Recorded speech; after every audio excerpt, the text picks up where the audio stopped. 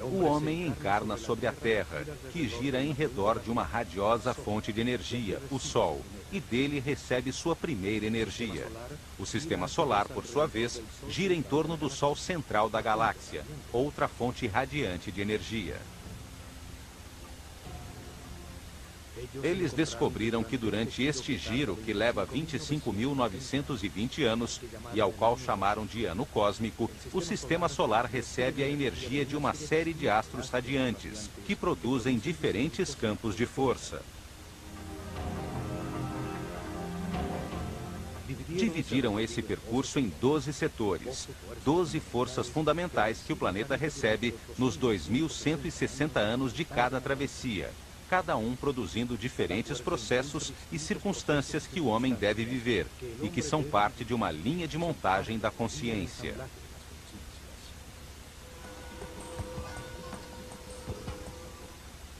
Chamaram de néters a estas energias dos céus. A cada uma das que iam identificando, davam um nome e uma figura simbólica. Assim, podiam reconhecer suas características e apresentar-lhes suas oferendas e referência. Em consequência, sua civilização estava orientada para os céus, e seus processos coletivos eram determinados pelos astros. Os sacerdotes sabiam que quanto mais energia de um dos fogos do céu, de uma das estrelas ou constelações, o homem recebesse, mais benefícios teria. Por isso, as estrelas que se situam sobre o eixo de giro do planeta, as estrelas polares que permanecem fixas no mesmo ponto durante milhares de noites, davam um tratamento especial.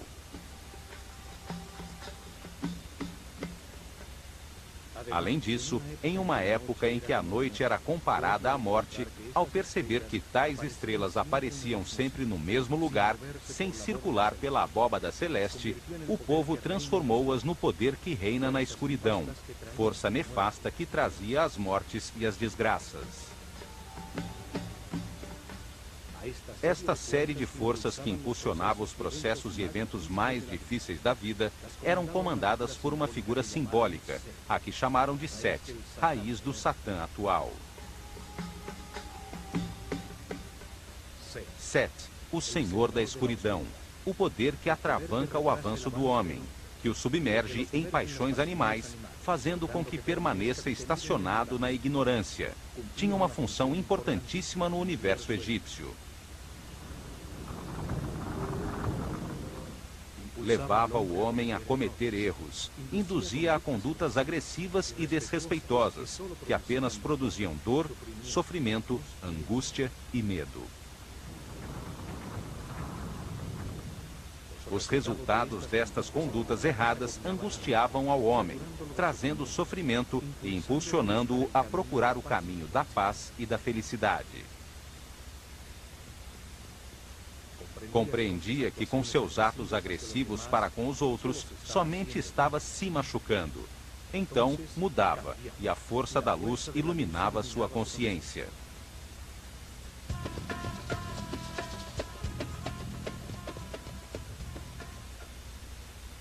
As forças que levavam o homem a mudar, a avançar em direção à cordialidade, à paz e ao entendimento, eram comandadas por outra figura simbólica, a qual chamaram de Osíris. Osíris é o Senhor da Luz, o poder que impulsiona o avanço do homem para a espiritualidade e a vibração no amor, ao longo de muitas vidas e circunstâncias difíceis. Neste universo de contrastes, de polos opostos, enfrentam-se Set e Osíris, as forças da escuridão e da luz, para modelar a consciência do homem e levá-lo a entender a importância da neutralidade.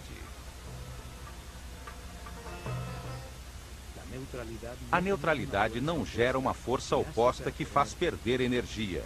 Antes, é a base da supercondutividade, um princípio físico que ainda está sendo descoberto.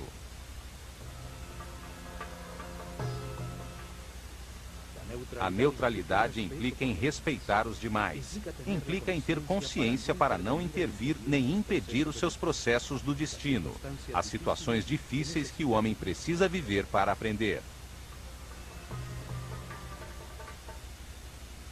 A neutralidade implica em compreensão de como funciona o universo, aceitação de que tudo o que acontece é perfeito e tem um propósito de amor, porque foi desenhado por Deus, que é amor.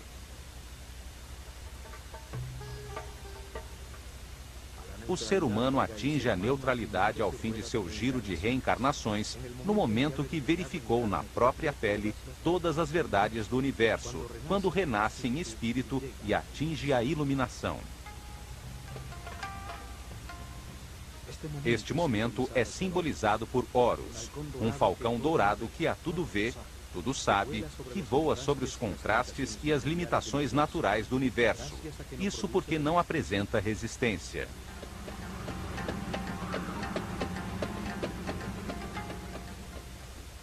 Horus é o símbolo da consciência permanente, imortal, de um ser respeitoso em equilíbrio, capaz de concordar com todos os seus poderes e a paz eterna. Este momento de equilíbrio é experimentado no planeta 4 dias por ano, os dias do equinócio de inverno e verão, quando o dia tem a mesma duração que a noite.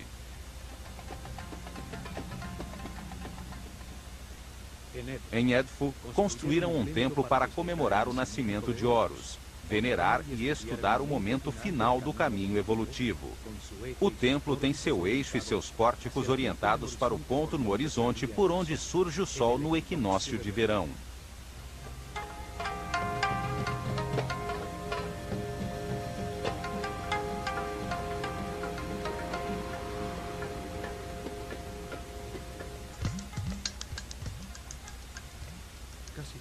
Quase todos os complexos religiosos egípcios tinham em seu interior 2 templos, 2 observatórios astronômicos, um solar e outro estelar, com seus eixos e pórticos orientados a 90 graus um do outro. Isto permitia enquadrar simultaneamente a estrela que personificava a força fundamental, venerada no templo, e a fonte de radiação mais próxima do homem, o Sol.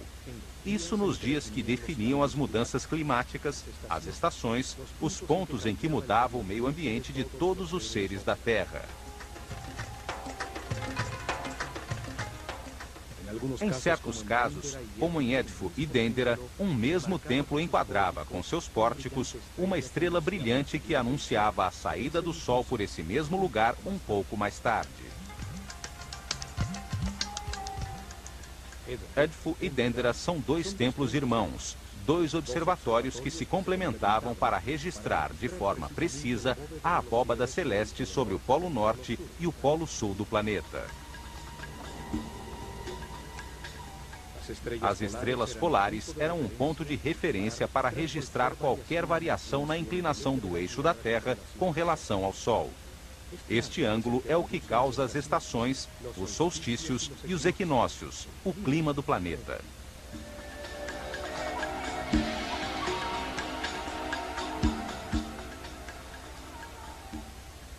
O estudo e registro destas estrelas fixas e sua relação com o Sol e com as outras estrelas era muito importante, pois qualquer variação em seu movimento habitual antecipava grandes mudanças na vida do homem.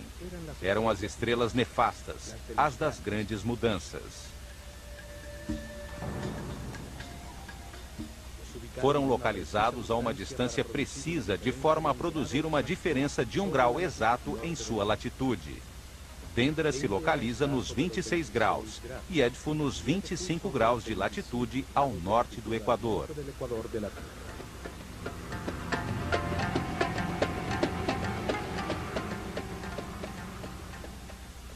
Assim podiam registrar facilmente o movimento do sistema solar pela galáxia, o que era fundamental para os sacerdotes, pois determinava a passagem pelas diversas constelações, pelas energias fundamentais que determinam o caminho evolutivo do homem.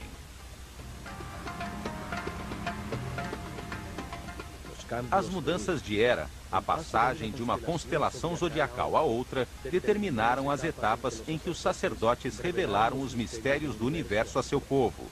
Mudaram a localização de sua capital imperial e até os nomes de seus faraós.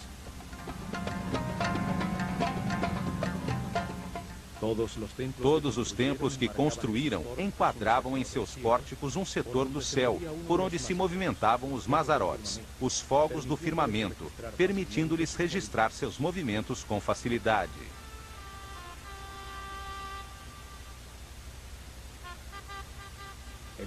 O templo de Horus em Édifo estava virado para o Polo Sul e enquadrava a estrela Canopus, enquanto que o templo de Hathor, em Dendera, enquadrava a estrela Alfa Draconis no Polo Norte.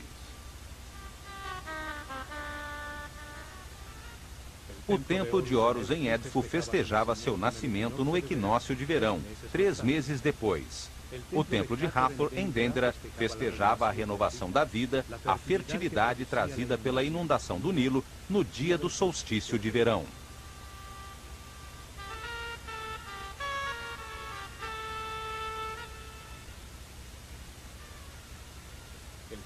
O templo secundário, dedicado a Ísis em Dendera, enquadrava a estrela Sírio às noites sobre o horizonte, sua personificação no céu, que com sua reaparição anunciava a enchente do Nilo, e ao amanhecer, o surgimento do sol no dia do solstício de verão.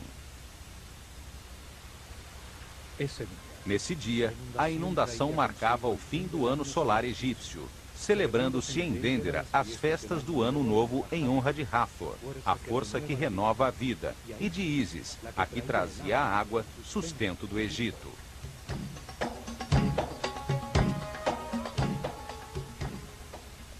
Três meses depois, o templo de Neftis em Édifo, do qual só existe a base, enquadrava o ponto do horizonte por onde aparecia a estrela Próxion, que anunciava o tempo de semear e, ao amanhecer, o surgimento do sol no dia do equinócio de inverno.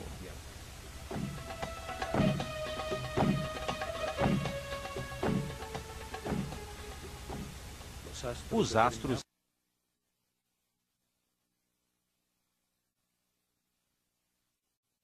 em 21 de abril, no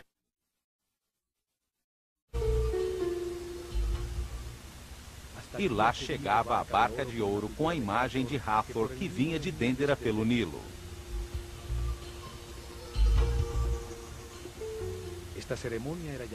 Esta cerimônia era chamada de Festival do Belo Encontro, quando Hathor, a força da vida, festejava em Édifo a culminação do processo que ela havia iniciado.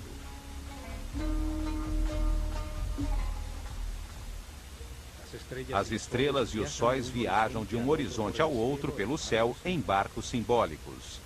As imagens que estas estrelas representavam, como Hathor ou outro dentro de barcas de ouro, em procissões pelo Nilo.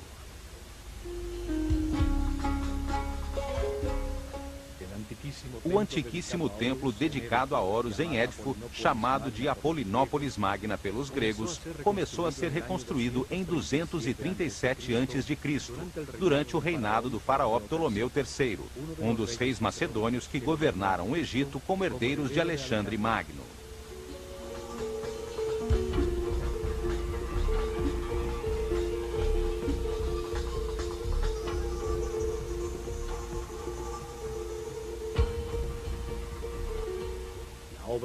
A obra durou 180 anos, terminando em 57.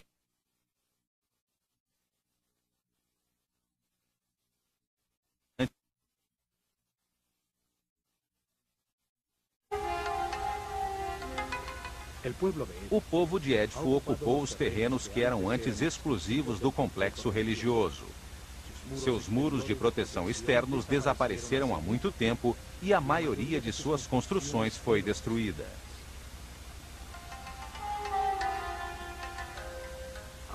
O templo principal, dedicado a Horus, o Falcão Dourado, permanece ainda intacto. Foi reconstruído pelos Ptolomeus, paralelo ao Nilo, no mesmo local onde existira um templo mais antigo.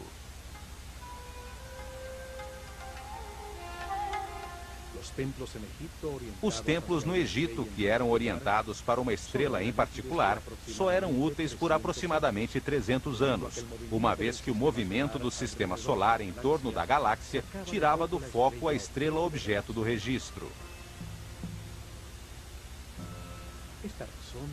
Por este motivo, desmontado e reconstruído com seu eixo ajustado em aproximadamente 4 graus. Por esta razão, são encontradas pedras marcadas por faraós anteriores nas bases dos novos templos. Era como girar o telescópio.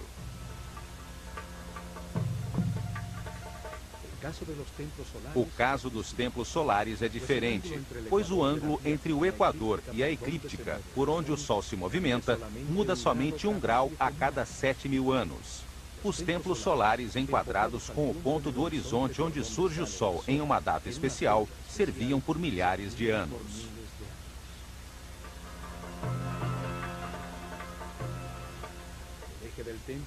O eixo do templo está orientado para os 86,5 graus sudoeste. Ali, aos 26 graus sobre o horizonte, se localizava todas as noites, praticamente sobre o Polo Sul, a estrela Canopus, a segunda mais brilhante dos céus depois de Sírio.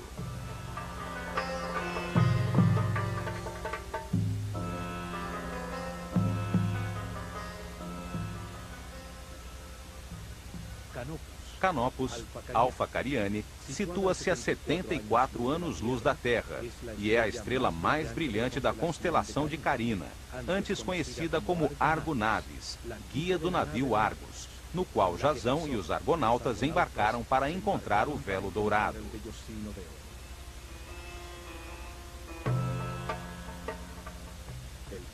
O pílono ou fachada do templo, com suas 2 grandes torres, enquadra a estrela do Polo Sul. Cada torre é um espelho exato da outra, até nas inscrições e baixo relevo de seus muros, simbolizando a existência da simetria em um universo assimétrico, que permite o movimento.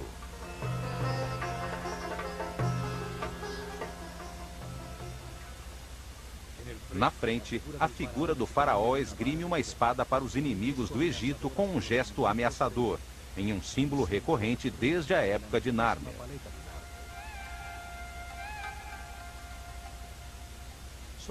Sobre o pórtico, há o disco alado com as 2 serpentes. As 2 torres produzem a imagem nos hieroglifos de um horizonte entre montanhas que enquadram o sol. A fachada de 35 metros de altura, altura de um edifício de 10 andares, sustentava 4 mastros altíssimos, em cujas pontas tremulavam ao vento enormes bandeiras de cores brilhantes. Atravessando o pórtico pelo eixo do templo, chega-se a um pátio aberto com galerias laterais, sustentadas por 32 colunas com capitéis floridos de diversos estilos e variadas formas.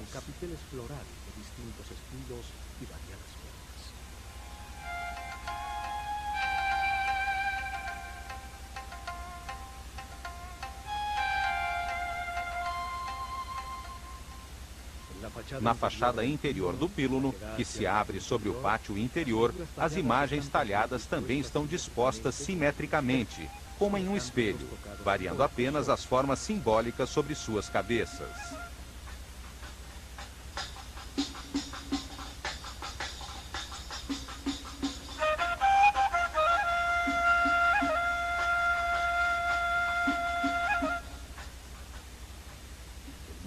O muro interior, totalmente recuperado, e a colunata dão uma forma perfeitamente simétrica ao pátio externo. O equilíbrio do conjunto enche de harmonia o espaço onde os iniciados recebiam suas lições. As diferentes cenas talhadas em baixo relevo explicam o processo evolutivo do homem, suas relações com as forças dos céus, a luta entre o espírito e a matéria que permite que se encontre a verdade através dos opostos.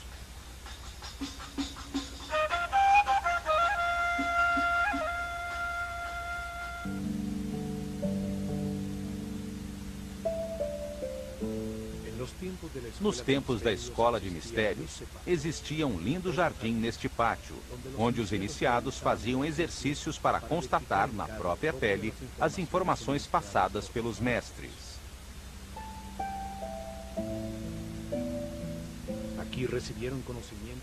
Aqui recebiam conhecimentos correspondentes ao seu nível de consciência.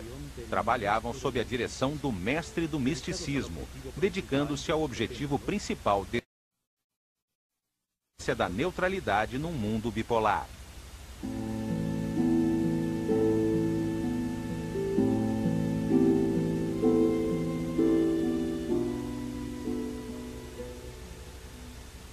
Provaram que podiam levar sua consciência individual até a consciência universal.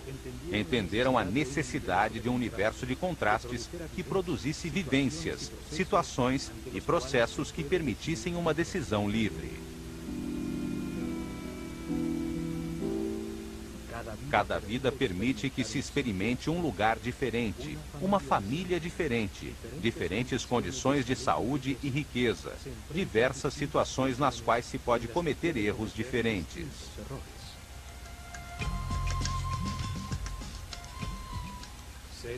Sete é derrotado na consciência do homem graças aos erros cometidos por ele ao longo de muitas reencarnações. A comparação dos resultados obtidos com sua atuação produz a compreensão, a luz na mente.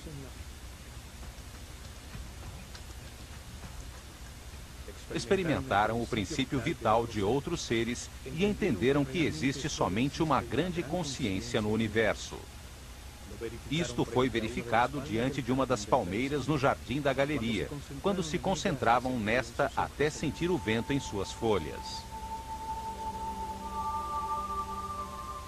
Descobriram que somente mediante a entrega total se realiza uma fusão com o exterior. O tempo para de existir, e sua consciência e a da planta se fundem em apenas uma, ocupando o mesmo espaço. O mestre lhes ensinou que qualquer concentração começa com um exercício intelectual, dirigindo-se a atenção para a planta e trazendo à mente tudo o que se conhece sobre ela. A razão clareia a mente, organiza, avalia, compara, analisa, até que se defina as características que transformam um ser em uma planta. Descobriram que uma vez que se conhece tudo sobre o objeto da concentração, o trabalho intelectual termina. Nesse momento, passavam à segunda fase de concentração, usando a intuição e todos os sentidos como uma forma de percepção, a fim de sentir tudo o que a palmeira é, apalpando sua forma, observando sua cor, seu cheiro, seu sabor, escutando seu som interior. Na última fase, realizavam exercícios de concentração espiritual. Já não pensavam na palmeira, já não sentiam como ela era, mas como na consciência, o homem se converte em palmeira e consegue experimentar um estado de ser diferente do habitual.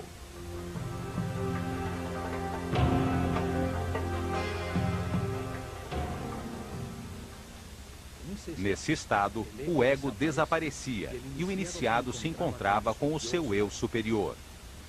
O tempo desaparecia. O silêncio expandia a consciência. Os braços se transformavam em galhos e uma paz interior inundava o nada. Desta maneira, neste pátio, puderam aumentar sua energia vital, sua frequência de vibração, reunidos com outros companheiros que tinham um nível de consciência similar, que se encontravam num estágio parecido no reino das reencarnações. A fachada interior, desde o pátio até o templo, é muito parecida com a fachada principal do templo de Dendera. Os planos e o desenho são muito parecidos. Os dois templos foram reconstruídos seguindo os planos de Imhotep, o arquiteto que construiu a pirâmide escalonada de Saqqara.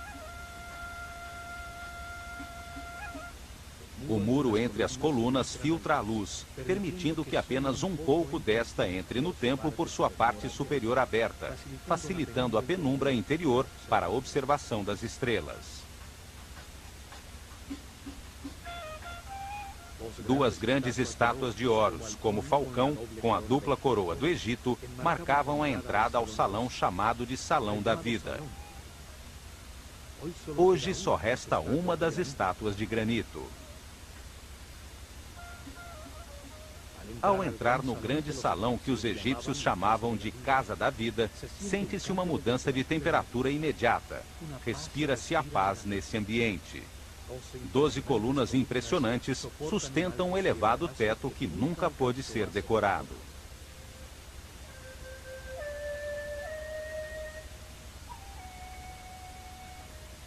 Ao percorrer-se este salão, utilizado no trabalho diário pelos iniciados do templo, as altas colunas, com seus belos capitéis, produzem uma sensação de equilíbrio e de permanência. Assim como em Dendera, este salão tem uma pequena capela para guardar os papiros, nos quais os escribas trabalhavam e que eram necessários para as lições com os discípulos do templo.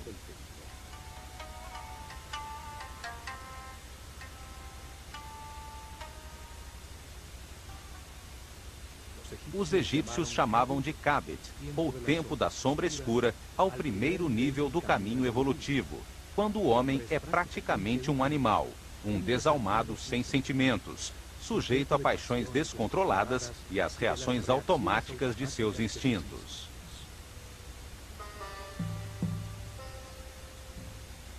Seus atos de ira, ódio, instintos desenfreados lhe conduzem a resultados insatisfatórios, angústia, sofrimento, solidão e infelicidade. Depois de muitas vidas, está saturado de sofrer e compreende que ao ferir os outros, somente produz sua própria infelicidade. Neste momento, seu espírito renasce no segundo nível de consciência, chamado de Ba, ou tempo da sombra clara. Então descobre seus sentimentos, aprende a querer. No entanto, não controla suas emoções. Encontra-se ainda no inferno da vida.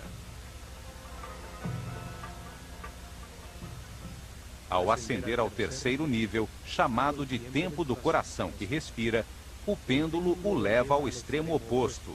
Transforma-se em um ser bom que vive preocupado com os outros, tentando resolver os problemas deles e fazendo-os evitar as situações dolorosas da vida. Também não consegue ser feliz, pois sua paz depende de outras pessoas. No entanto, não as respeita, quer mudar a vida dos outros conforme ele acredita que deveriam viver.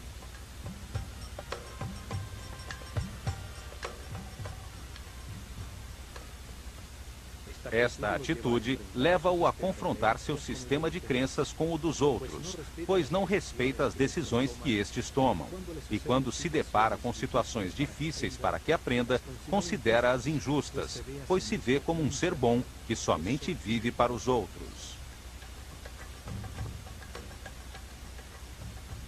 Atravessando a porta do fundo, chega-se ao Salão das Aparições, assim chamado porque nele via-se, da penumbra de seu santuário, a brilhante estátua de Horus dentro de sua barca de ouro, usada nas procissões e cerimônias.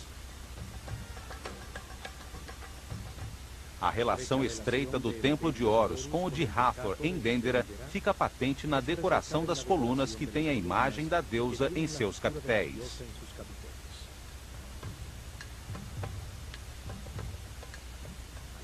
Do lado esquerdo está o salão de recepção das oferendas do povo, com sua porta externa, e o salão onde se armazenava e se preparava o incenso.